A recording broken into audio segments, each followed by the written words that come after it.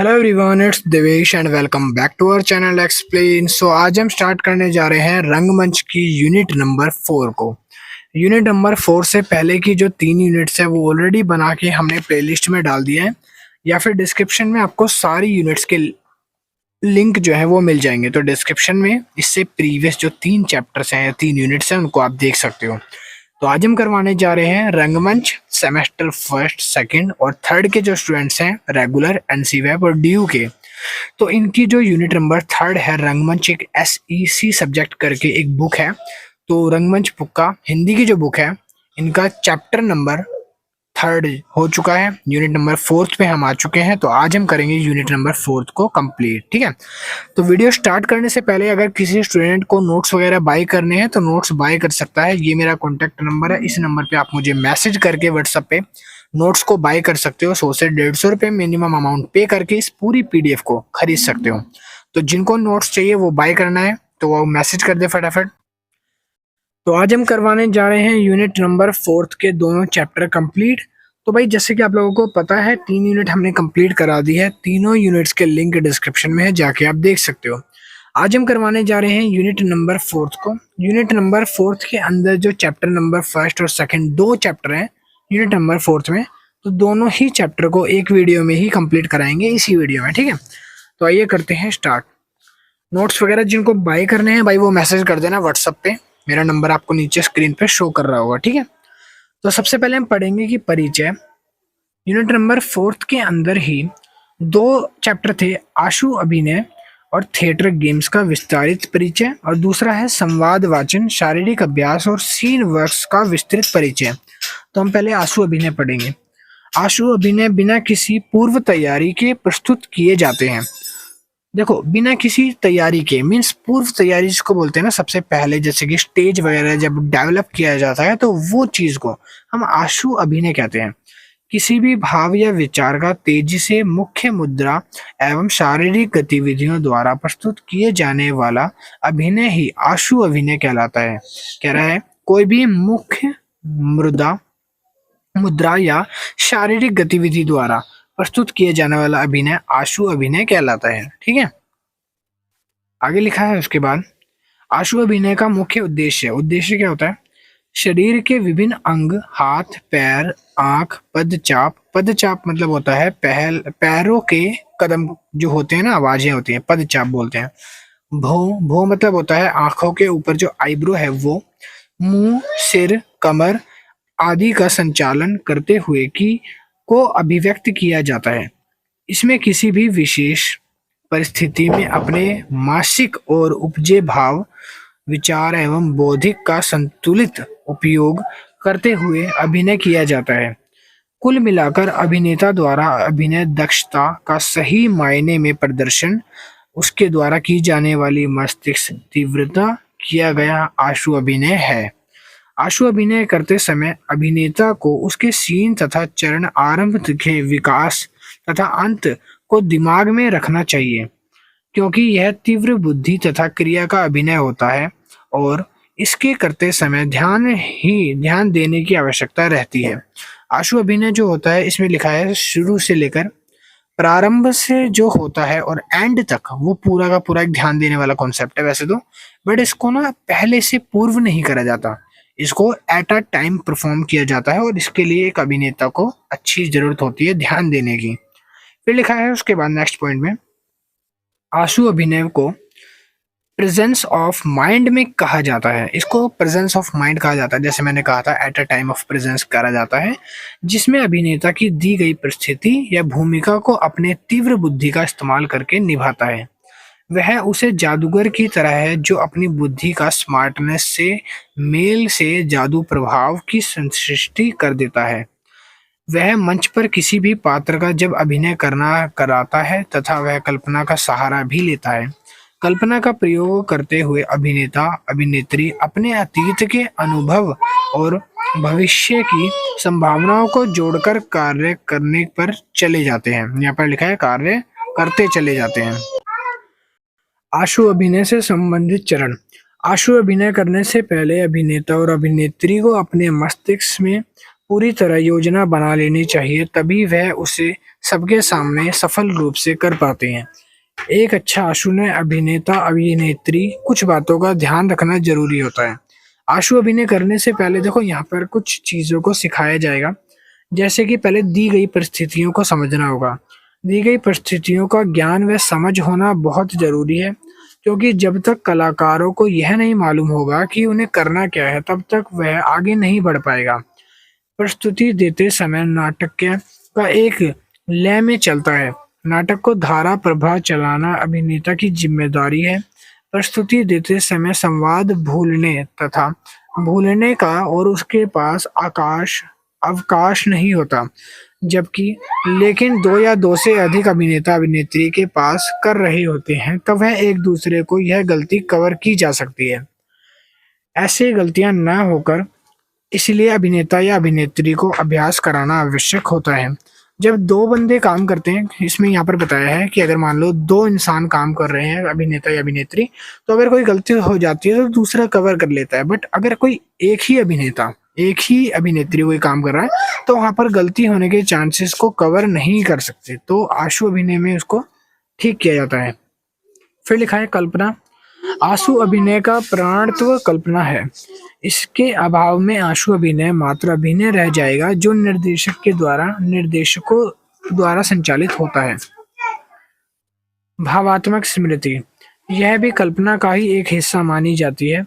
आशु अभिनय करते समय अभिनेता अभिनेत्री जब प्रदत्त परिस्थिति पर विचार करते हैं, तब भावात्मक स्मृति सक्रिय होती है। कलाकार इस स्मृति के आधार पर अपने जीवन से जुड़ी घटनाओं को पुनः जोड़ता है, फिर उसे घटनाओं को दी गई परिस्थितियों में जोड़कर तथा भाव मंच पर प्रस्तुत करता है। ध्यान केंद्रित करना, आशु अभिनय के लिए जितनी महत्वपूर्ण भूमिका कल्पना की जा सकती है, उतना ही महत्व ध्यान केंद्रीयकरण का है। इसके योग में समाधि या मेडिटेशन कहते हैं। इसको हम मेडिटेशन या समाधि भी कह सकते हैं, लेकिन आशु अभिनय का यह मेडिटेशन थोड़ा सा अलग है। इसमें एक स्थान पर बैठकर ध्यान केंद्रीकरण नहीं करना होता, बल्कि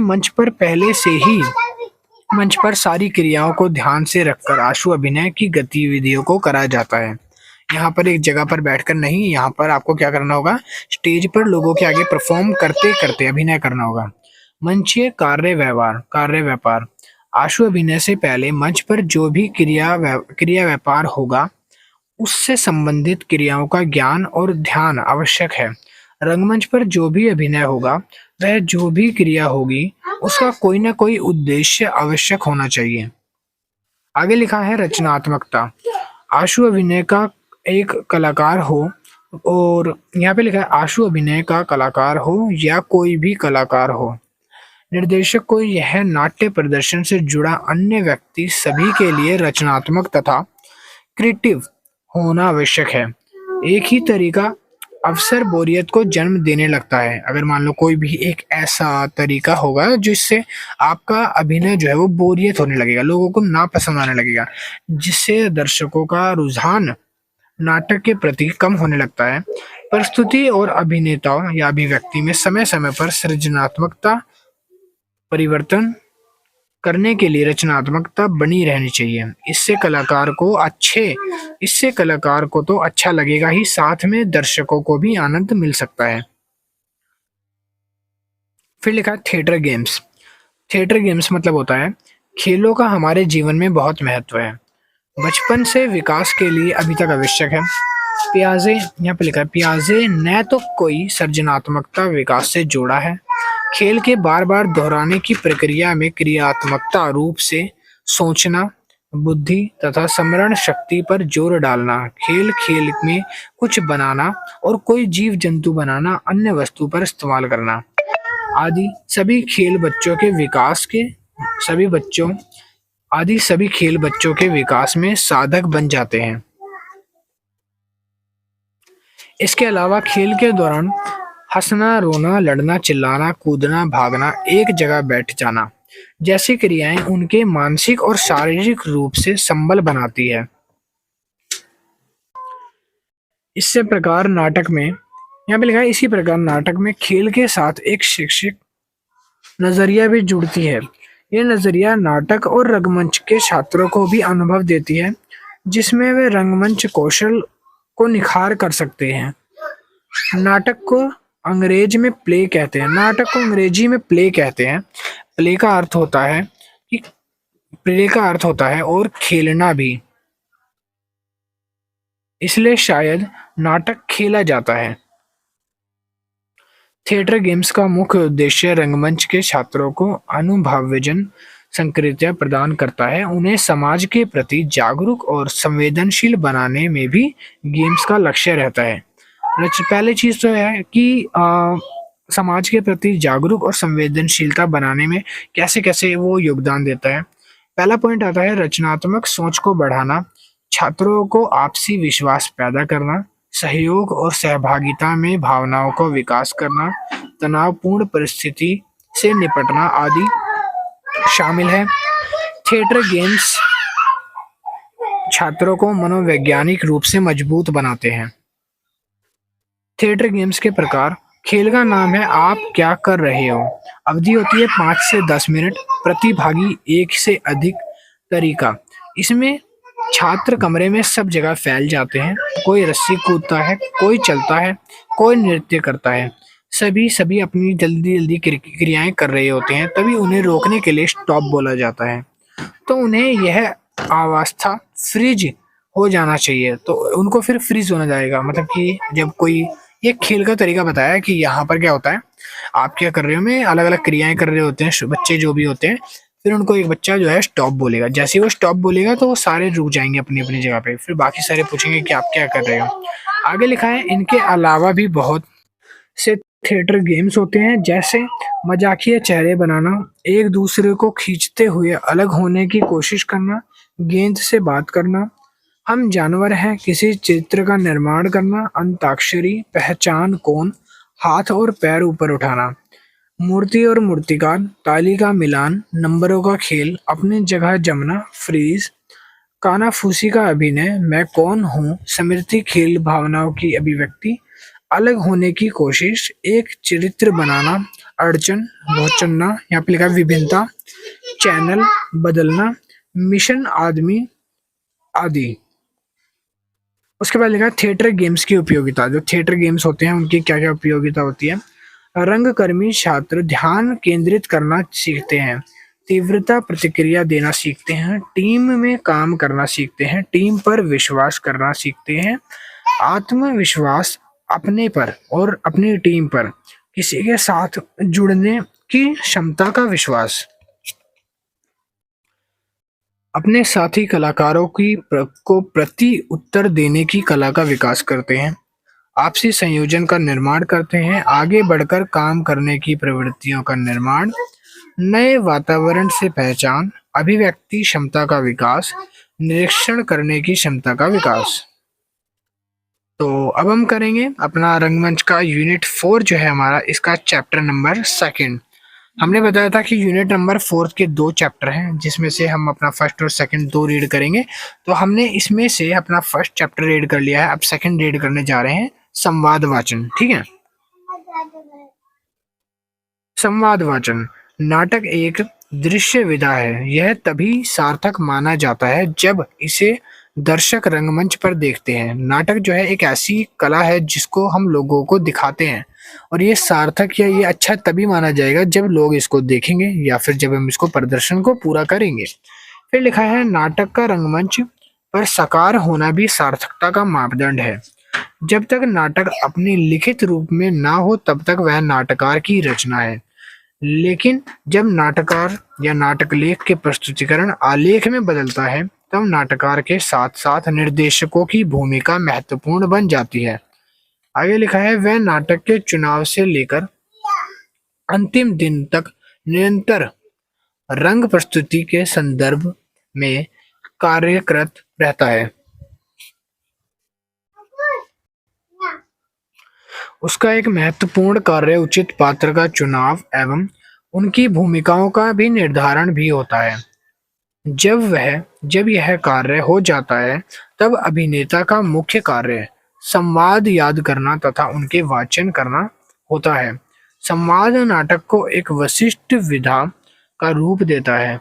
साहित्य में अनेक प्रकार की विधाओं के नाटक इसलिए अलग है क्योंकि वह पाठ्य, दृश्य और श्राव्य तीनों रूप से उपलब्ध होता है। यहाँ पर इन्होंने बताया है कि जो नाटक है वो अलग अलग कैटेगरी में इन्होंने डिफाइन करा है। या तो पाठ्य मतलब कि पढ़ सकता है, दृश्य मतलब कि देख सकता है, और उसको सुन सकता है। वो तीनों तरह की कैटेगरी में आता है।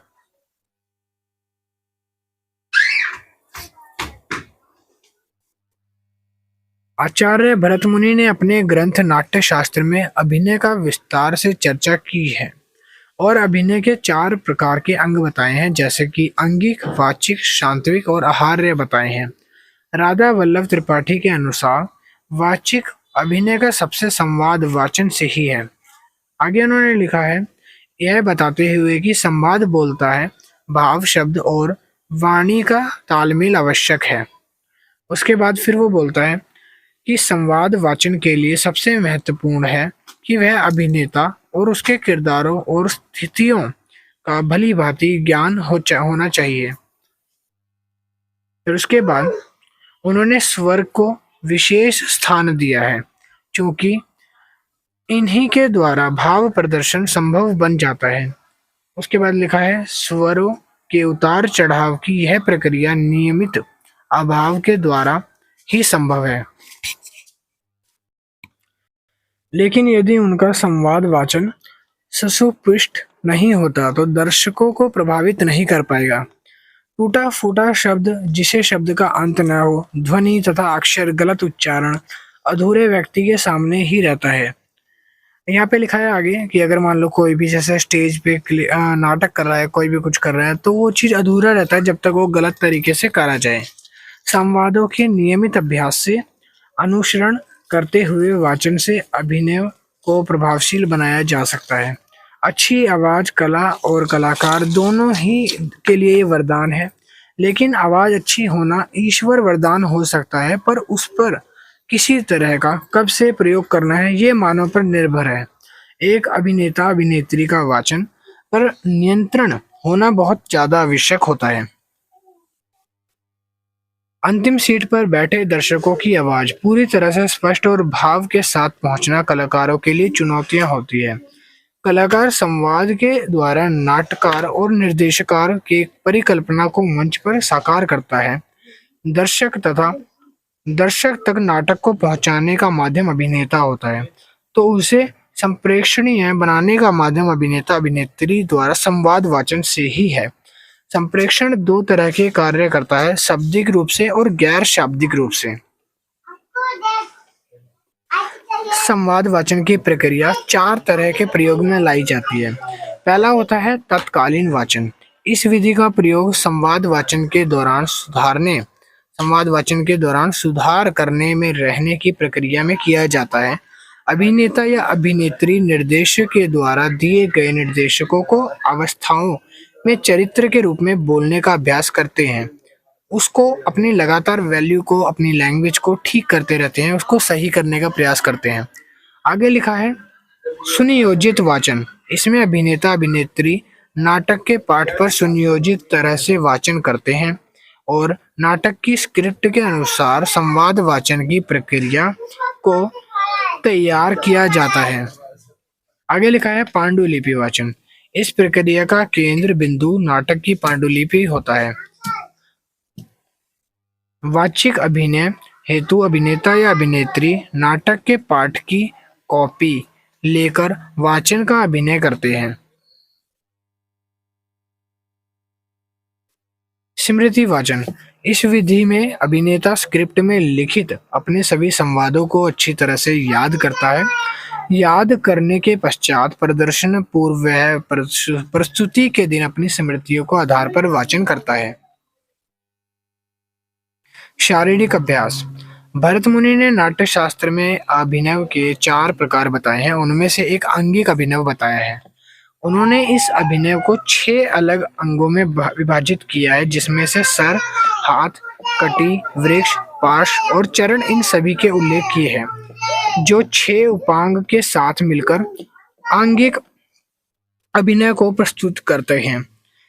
आचार्य भरत मुनि ने अच्छे अभिनेता के लिए शरीर, वाणी तथा मस्तिष्क के ये 3 तत्व बताए हैं। शरीर को सबसे पहले साधना है। सबसे पहले लिखा है शरीर को साधना है। उसके बाद लिखा है इसलिए शरीर की भाषा या जिसे देह भाषा भी कहा जाता है उसके लिए अभ्यास करें। नृत्य में देह भाषा ही है। नाटक में एक अभिनेता के पास खुला स्पेस होता है तथा वह अपना कल्पनाशीलता से कुछ भी गढ़ पाने का समर्थ होता है, किंतु उसके लिए यह अभ्यास करना जरूरी है। इनमें सबसे पहला योग है अभिनेता का शरीर लचीला होना चाहिए, जिससे वह चरित्र के अनुसार अपने शरीर को ढाल सके। फिर उसके बाद लिखा है पश्चात दृष्टि के अभिनव के 5 अंग माने जाते हैं। मुख्य अभिनेता शारीरिक अभिनय, गति, वेग और वाणी के द्वारा अभिनय। यहाँ पे लिखा है स्टैनली के अनुसार मानव की आत्मा के तत्व तथा शरीर के तत्व को विभाजित नहीं किया जा सकता। एक मानव का शरीर और एक आत्मा को विभाजित नहीं कर पाएंगे।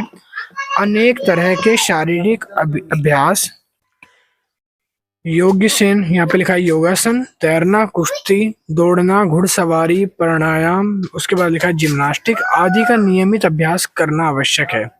मन को शांत तथा एकाग्र रखने के लिए शारीरिक रूप से गतिमान बने रहने के लिए उपरोक्त शारीरिक आवश्यकताएं या शारीरिक अभ्यास करना आवश्यक होता है।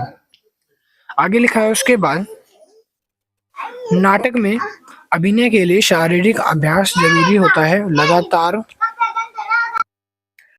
लगातार अभ्यास और उचित मार्गदर्शन का अभिनेता पर निखारने में प्रेरक होता है। रंगमंच की दुनिया में जो अनाड़ी है वो कठिन अभ्यासों और उचित मार्गदर्शनों के माध्यम से खिलाड़ियों की श्रेणी में आ जाता है। प्रतिभावान अभिनेता या अभिनेत्री में अभ्यास के माध्यम से अपनी प्रतिभा को लगातार निखारते हैं। पात्र को विभिन्न चरित्रों में स्वयं को ढालने का अभ्यास अभिनय कला का महत्वपूर्ण चरण है, जिसमें वह नेत्रहीन, बधिर, नशेड़ी, अपाहिज जैसी भूमिकाओं को प्ले कर सकता है। तब अभिनेता या अभिनेत्री के लिए यह चुनौती होगी कि ऐसी परिस्थिति में उसका अभिनय कैसा रहेगा। शारीरिक अभ्यास ऐसी ही चुनौतियों से निपटने का कारगर तरीका है। ये अभ्यास के तरीके कलाकार को अभिनय की हर चुनौती से निपटने के लिए तैयार करते हैं। आगे लिखा है अभ्यास की कुछ क्रियाएं।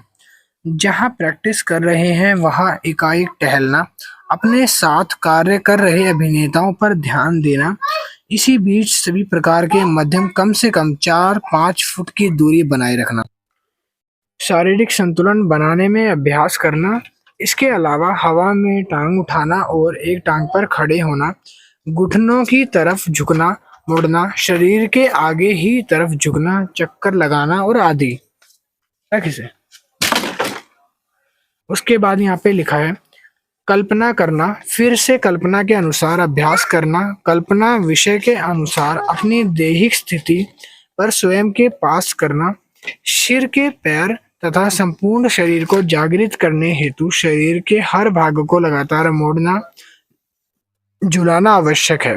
श्वास प्रक्रिया पर ध्यान केंद्रित करते हुए कमर, हाथ, कोहनी, घुटना और पैर के जड़ों पर ध्यान को लगाना, शक्ति के लिए कलाबाजी जैसे अभ्यास करना।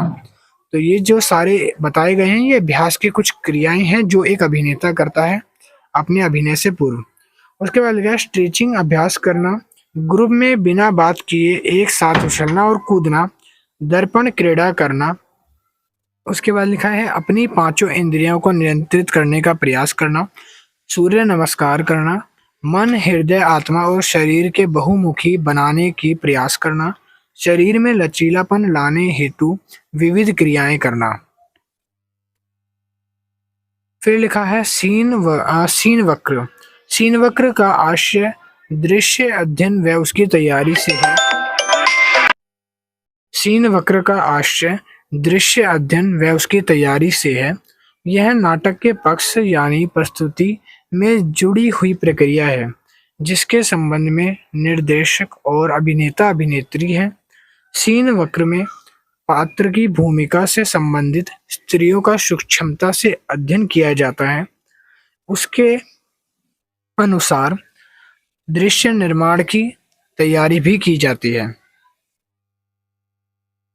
एक दृश्य बंद का मिला जुला हुआ ही कहा जाता है। कह रहा है एक दृश्य बंद का मिला जुला ही कहा जाता है। जैसे दृश्य बंद से दृश्य सज्जा की द्वारा एक सीन को निर्धारित किया जाता है, इसी तरह दृश्य अध्ययन द्वारा अभिनेता अभिनेत्री दृश्य का निर्माण करते हैं। दृश्य का यही निर्माण उनकी अभिनय क्रियाएं तथा कलाओं द्वारा रिहर्सल या फिर पुनर्अभ्यास की प्रक्रिया सीन वक्र में अंतर्गत ही मानी जा सकती है। अभिनेता अभिनेत्री के निर्देशक द्वारा भूमिकाएं जब वितरित की जाती है। सीन वक्र की प्रक्रिया में अभिनेता अभिनेत्री को संवाद की परिस्थिति अनुसार अलग अलग दृश्य तैयार करने को कहा जाता है। अपने साथी अभिनेताओं के साथ मिलकर दृश्य विश्लेषण किया जाता है। यह पक्ष सीधे सीधे अभिनेता या अभिनेत्री की दी गई भूमिका से जुड़ा होता है। उस समय वह चाहे जोड़ सकता है, क्या छोड़ सकता है और उसकी सृजनात्मकता प्रतिभा पर निर्भर करता है। निर्देश द्वारा उनकी अभिनय कला को निखारने का प्रयास किया जाता है। प्रस्तुत प्रक्रिया में जब निर्देशक द्वारा कलाकारों का चयन कर लिया जाता है, तब उनके बाद उनकी भूमिकाएं दी जाती है, फिर उनका रिहर्सल प्रक्रिया चलती है। रिहर्सल सीन वक्र का अनिवार्य हिस्सा है। यहाँ पर निर्देशक समझाता है और वह चाहता है कि अभिनेताओं अभिनेत्री द्वारा कि यह बात समझी जाए। पूर्व अभ्यास का पहला दिन विशेष महत्व होता है। इस दिन सारे पात्रों को एक एक कॉपी भी देता है। उसके बाद लिखा है उसी के बाद उसे यह भी बताना चाहिए कि किस पात्र की किस स्थिति में रुकना है और चलना है। जब वह अभिनेता अभिनेत्री मंच पर आएगा तब वह कहाँ खड़ा होगा और कहाँ खड़ा होना चाहिए, कौन सी रंग सामग्री का प्रयोग करना है आदि। ठीक है, तो ये था आपका पूरा यूनिट नंबर 4। आज आपका यूनिट नंबर 4 पूरा कंप्लीट हो गया है, दोनों चैप्टर। आई विश वीडियो अच्छी लगी होगी, कुछ समझ आया होगा। वीडियो अच्छी लगी तो लाइक करना, शेयर करना एंड सब्सक्राइब करना। और अगर किसी को भी नोट्स परचेज करने हैं तो इसके नोट्स परचेज करने के लिए आप मुझे मेरे व्हाट्सअप नंबर पे मैसेज कर सकते हो। ये हमें नोट्स बाय करने हैं, मिनिमम अमाउंट पे करके आप नोट्स को खरीद सकते हो। तो जिनको नोट्स बाय करने हैं वो मुझे मैसेज कर देना, कॉल मत करना भाई, मैसेज करना, कॉल से बड़ा इरिटेट होता है। तो मैं मिलता हूँ नेक्स्ट वीडियो में नए चैप्टर यूनिट नंबर 5 के साथ जल्दी। सारी वीडियोस के लिंक डिस्क्रिप्शन में डाल दूंगा ताकि आप सारी यूनिट्स एक टाइम पे देख सको, यूनिट 1 2 3 करके जाके आप देख सकते हो। आई विश वीडियो अच्छी लगी होगी तो लाइक शेयर एंड सब्सक्राइब करना। Thank you, keep watching and bye.